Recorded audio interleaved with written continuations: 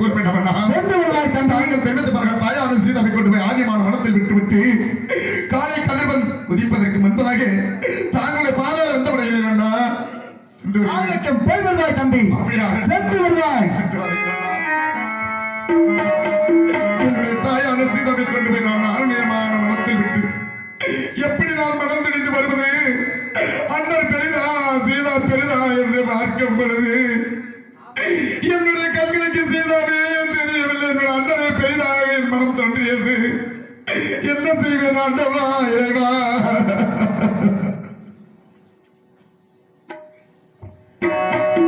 ஏட்டில் எழுதி வைத்தேன், எழுதி அதை சொல்லி வைத்தேன்.